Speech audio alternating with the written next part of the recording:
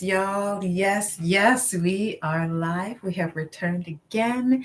It is me, it is I, Odessa, Doctor of Natural Wellness, singer, songwriter, all the things coming to share with you. Today, I wanted to talk with you about my single. So, you saw last week, or if you haven't, I've been recently posting about um, this new song that I wrote and that I'm getting ready to release. And I'm really excited because there was a time in my life when I was writing music or performing and doing things, and I wasn't really sharing it with the public. And I've been working hard at bringing the two together, bridging the two together. And now I'm ready to start sharing this with you. So I wanted to start breaking down the nature of the work and the song specifically and the lyrics. And so the title of the song is Growing, in brackets, I'll Get There. And when I was reflecting on what it was about, it was definitely about the process of healing emotional trauma or healing emotional wounds. And I wanted to make sure to take the time to break it down because when I initially began writing music again, I wanted to make sure that it was going to be something that people could relate to in a way that it was supportive on your healing journey, right? Because we can listen to music. There's so many artists, so many songs that are feel good in many different ways. But I think specific to the healing journey and the evolution of people in general, where we want to go, that's just something that's important to me. So that's the direction that I wanted to go. So I've got my notes here and I'm going to jump right in and share with you the perspective that I have here. And so I want to start off by saying that art is healing. Art is sacred and it's profane, right? We live in this world where the sacredness and the profanity are very intrinsically intertwined, right? In the same way that something is extremely sacred, is the same way that it can be flipped on its back, turned inside out, and be created, to serve something else, right? And so I want to talk about this work that I do. Like I said, the basis of it is about serving people and helping people. And as an artist, I'm an artist through the healing works and I'm an artist through performance. So I feel like I'm a little bit messy in this beginning because I'm just bridging my thoughts together for myself as well as for you. So we're just on this journey, right?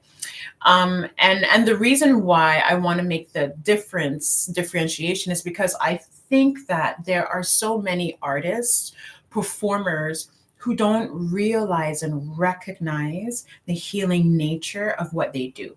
And a part of my work, I think, is to help artists to step into that a little bit more and understand, right? Because art, you have healing arts, performing arts, there's so many different ways to perceive it. Now, basically, when coming from the perspective of a healer, from somebody who serves people to help them find healing for their ailments that they have, the problems that they have, right? Conditions, chronic and acute, whatever health conditions that they're dealing with. This is something that we are helping them with, right? Psychological issues, emotional issues, existential issues. Through this idea of healing, we are acting as a catalyst of some sort, right? And what happens is we observe patterns, right? We observe the patterns that a person has been living through, living with, going through, continuing on, that they're bumbling around in, right? And we observe these patterns, we observe these cycles. When did it start? What triggers it? What makes it better? What were you doing? What are you doing when? Why does? How does? What do you want? Like we look at all of these different things, and what was happening around the time. Like it's really important. So we interpret this information, right? We're either observing and asking questions or just observing, but there's information that that we are receiving, right? The practitioner, your primary caregiver is receiving based off of the quality of the pattern that you're describing, the quality of the cycle, the details of the circumstances that you're giving us, right? Oh, my words today. And so we're interpreting these as healers. And then what happens is we will, through our knowledge and our experience, impart on you information that will help you to increase your levels of awareness, right? And by increasing your levels of awareness, we are helping you to increase your level of light. Right. For those of you on Instagram who are wondering, I'm checking out my peeps here on YouTube. And for YouTube, I've got my Instagram going here.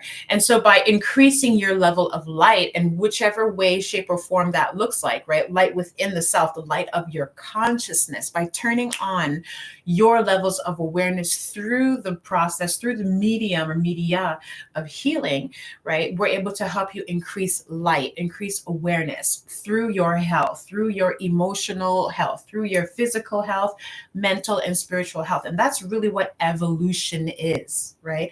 Evolution is the coming into awareness of and moving into a greater space within that awareness. We're always becoming. You're always blossoming into something, right?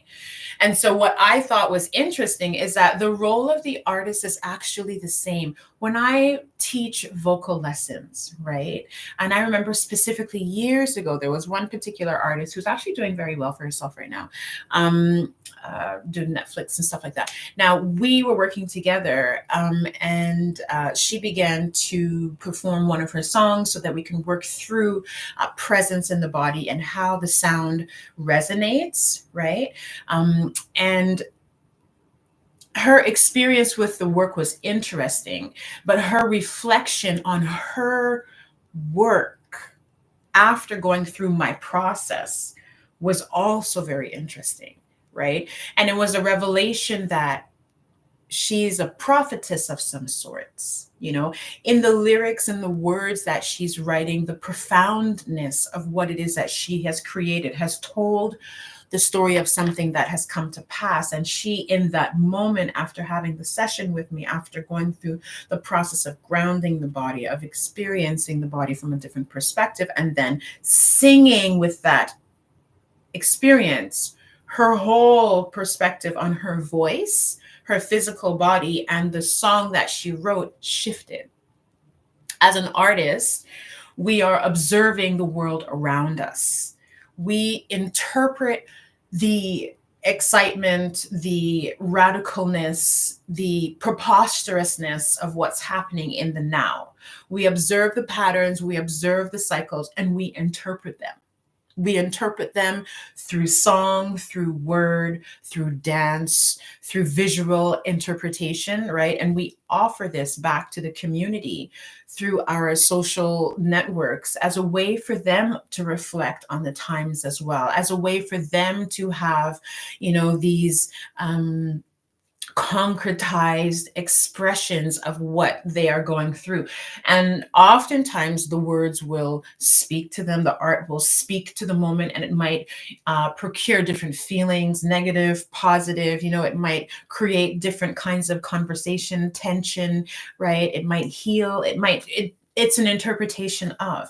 And what it does is it will increase your level of awareness, right? Same thing, like think of comedians. I love comedians who really use the opportunity to have their platform be a teaching moment, right? You're using humor and you're, addressing the patterns and the cycles that you're observing, and you're giving an interpretation. And in the process, you're raising the level of awareness of the people around you to help them bring more light into their world, into how they respond, how they react, how they move into their own environment after having the reflection that they've had from you, right? So the role of a healer and the role of an artist, they're both the same thing. The healer and the artist will both observe the pattern and the cycle of what's happening in world today. They will interpret them. They will, give this information to the people around them to help to raise them higher up into the light, so that their individual, evolution or how they experience something, they're able to move through it differently, get more experience, from a different avenue, if I can kind of put it in that, right? And so I wanted to use this context, right, to break down the lyrics of the song, right? Or the context of the song. Basically, it's talking about, and I think we can all understand this particular journey of being in a place of thinking that you're good, thinking that you're in alignment, everything is going well for you, right? Wanting something more. Now you have your eyes set on a new milestone, but in the process of having your eyes set on a new milestone and being in your alignment, a crisis hits, something happens, and now you're no longer feeling as though you're centered. You're no longer feeling as though you're in control, right? And now you have to rethink. You have to rethink what you did to start, the action since you began, the response from the people in the environment around you, right? And is this something that I want, something that I need? How did I respond? Was it healthy? Was it not healthy, right? And then what happens is now you have to begin to see what you need to change, what needs to adjust, what you need to be accountable to and responsible for. And then from there, we will reap the consequences of the actions, right? Depending on whichever direction we choose, we will create karma, right? And those consequences are something that we must experience and we must go through. And so, and then we go through that period of rest and integration and quietness, right? So this is like seeing your experience from this story here, right? It gives us the opportunity to see problems as a way to grow, as opposed to problems as a way to run or a reason to run, hide, push it down to the surface, keep going forward.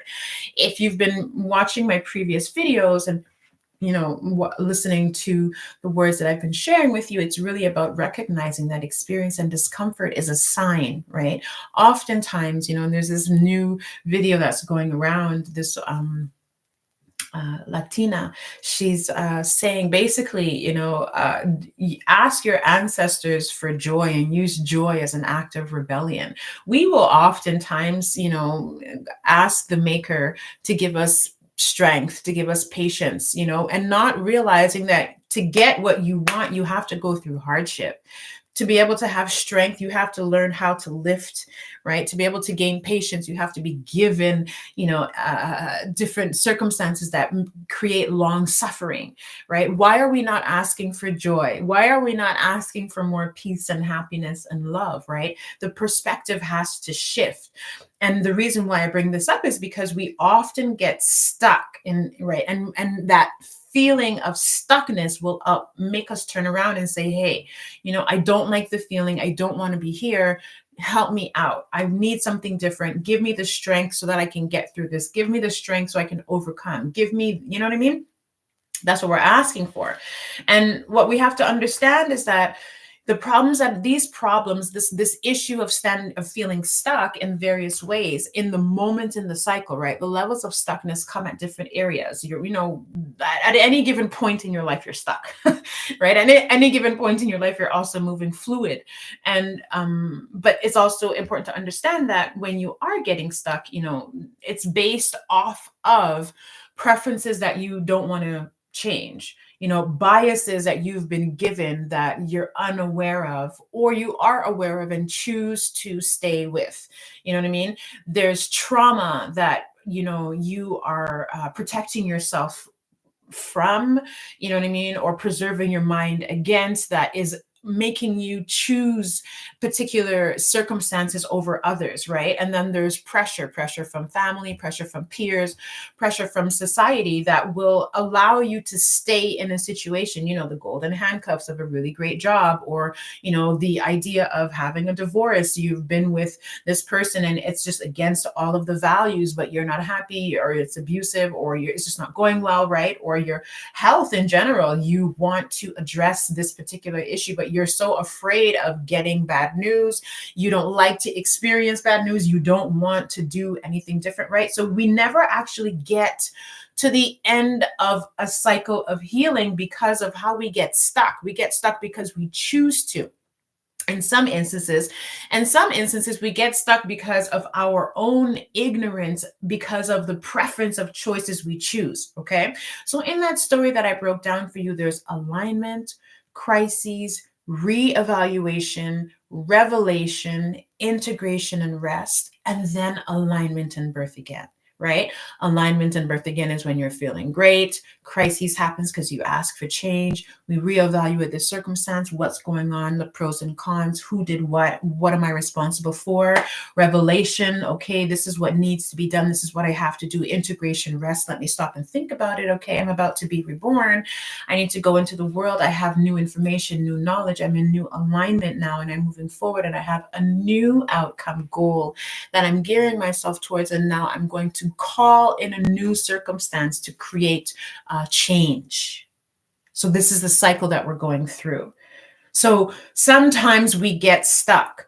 Sometimes instead of experiencing the full cycle of alignment, birth, crisis, evaluation, reevaluation, revelation, and integration, we get stuck. We might get stuck because, in the process of crises, we just can't get over the shock of, oh my gosh, everything was going well. Now I can't move forward. Now I can't see anything beyond this because it was supposed to be like this. So I'm stuck on this now.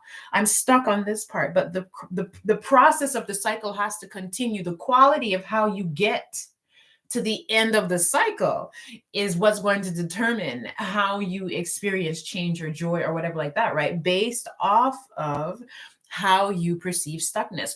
Or maybe you are unable to sit in the silence, right? Of, okay, this is the lesson now. And you have, sometimes you want to move and do things, but it's not appropriate for you to move and do things. It's more appropriate to be quiet because there are certain things that you have to learn, you have to complete, you need to nip tuck the ends of things. But here you are feeling as though you have to barrel forward into something new. You haven't finished, but you're ready to barrel forward into something new. And now a new cycle has begun. You haven't completed properly, but you're moving into something new, right? And so now this is the mess that you always create. So how do we get stuck? What does stuckness look like? Some people get stuck because they only like to blame. It wasn't me. Look at all the pieces of the puzzle. Can't you see that this person here contributed, this person contributed, this person contributed, this person contributed? I am the victim. And so perspective means a lot. Okay. Perspective means a lot. So the joy, you never get to the end of a cycle and you never actually experience true joy. You never actually experience the true self, or you never get the fullness of the moment because the discomfort of you taking responsibility, accountability for every step of the way, right, is requiring you to do things that you may not be comfortable doing. Okay. And so you're unaware of what happens to you. And so you might blame, there might be, external invasion, I'm the center of everything. So, nothing is my fault. You're putting it outside of you. And so what happens? You're now unhappy, you're fatigued, you're tired, you're unhealthy, you feel stumped. You might be waiting for more, waiting for better. You might be returning back to ground zero, right? You might be living in cycles, right? And perpetuating them because now you have this vision of what you want to get to the end of the cycle. You perceive that there could be better for you. Everyone else is experiencing, or maybe not everybody else, but other people, key people might be experiencing things that are better, greater than you, right? But you keep returning back to ground zero because you're living in the cycles and you're perpetuating them, right? You're comfortable. Right? You're finite. Your communication is not getting better. Your communication is getting worse. You have flare-ups in your health, right? Because you're choosing not to do anything different. You're like, I'm comfortable where I am. This is what I've always done. And this is how I've always dealt with it.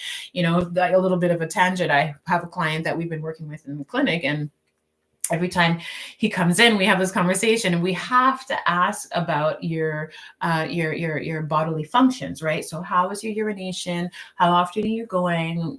What does it look like? Are you going in the middle of the night? What does your bowel movement look like? How often are you going? Are you feeling bloated and distension? We need details, and he doesn't like to give details.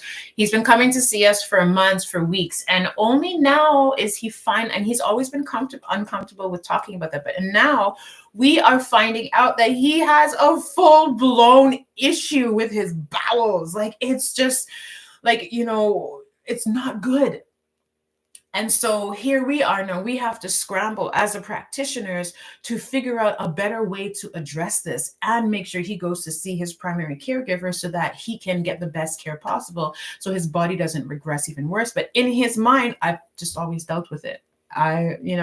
This is how my life has been. I've always dealt with it. It's okay. But the thing is, you're not living your best life, right? And so you're stuck. You're stuck here. You've come for help, right? You were living in what you call alignment. Crisis is happening, right? And now you're at the point of reevaluation. This, and this. This happened to me. This happened to me, and now I'm coming. Revelation. What kind of responsibility am I taking? Well, no, this doesn't really happen to me. I don't like to talk about it, so we don't have to deal with it. We can hop over this to deal with that. That is not helping you. And this is what we do. We get stuck in various areas of our lives and various levels of these cycles. And because we get stuck, it doesn't give us the opportunity to experience the fullness of ourselves. So you're experiencing confusion, you're doubting, all the different things, right? So looking here, what I want us to do, what I would love for you to do, a better approach to this, right, is having that growth mindset. Be inquisitive. Now, it's a little bit counterintuitive. I was having a conversation yesterday. I've been starting to open up a little bit more when I go into stores and just, when there's nobody there, having a conversation with the cashiers. And I find that they're always onto something. They always have these really interesting perspectives, And this is something that we were talking about, just growth mindset, approaching things differently, recognizing that when something is coming your way, when discomfort is coming your way, it is a sign that you are required to move into something bigger and better, right? If we take that perspective, it gives us the opportunity to calibrate and prepare ourselves for the newness, prepare ourselves for change, prepare ourselves for what is to come, because people may not stay, circumstances may not stay, right? Like everything is going to shift according to the direction that you want it to go, but we get stuck and it's normal, but it's a wake-up call.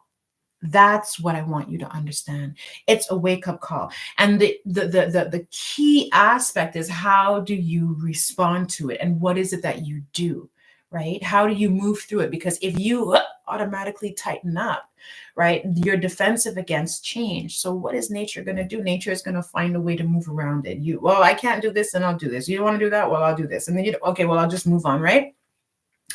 So I want you to think of the spiral, right? Every time we're feeling discomfort, there's a spiral that's happening. You're spiraling up. We go through cycles. We repeat patterns. Every year we're going to have an April 1st.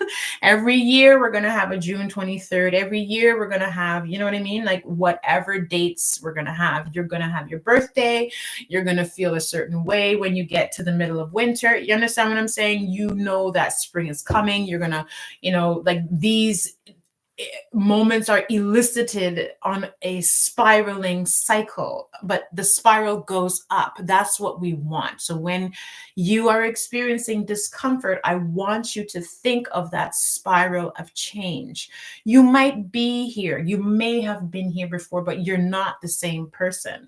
You've gone through things that have changed you. You will go through things that will require more of you. So how are you able to nurture that, right? Look for the next plan and respond to the urging of your soul. That conversation that I was saying I had yesterday, another aspect of it was, the individual was like, I just feel as though there's something and I don't know what it is. I just feel as though there's more, but I'm just not sure. I feel as though I'm disconnected, although I'm deeply connected within myself, but I'm not sure. And so it's a question of looking for that. Ask yourself the question, ask your environment, universe, your maker, however it works for you, divine creator, whomever, what it is, right? Like ask the questions, I'm ready. What is it that I need to do? And be open to the responses. It'll come in different ways. You might see it, you might feel it, you might hear it, you might taste it. In all ways, your senses are going to show you. So how are you going to prepare yourself to receive the information? So look for the next plan and the soul's urge. Ask the question, right? You want to be able to recognize that.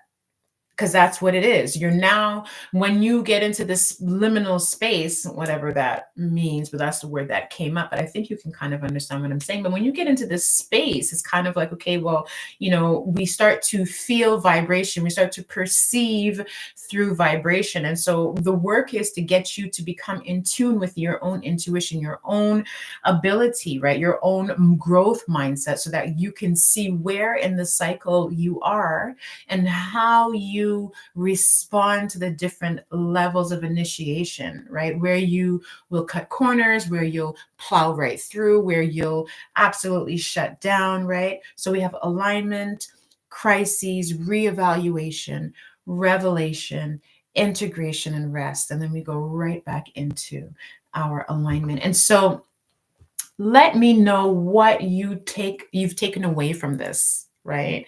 What are your biggest takeaways in our talk today? We are talking about growing. We're talking about, you'll get there eventually, and understanding, we all go through different cycles of patterns, different cycles of healing trauma, and art is a way for us to do this through the practitioner and through the performer, right? And so we will observe the cycles, we will impart our interpretations to you and help you to bring more light to your own circumstance and situation. And by virtue of you doing that, you get the chance to see how you can adapt, right? So that's what I wanted to leave you with. Let me know below what your biggest takeaways are, right? And make sure to come back again, because I have more to share about you. This was the title of the song, Growing, I'll Get There. And next we're going to be looking at the first lyric of a song, okay? So that was what I wanted to share with you all. And I'll be back again soon, okay? Take care wherever you are. Good afternoon, good morning, good evening, and good night. Be well.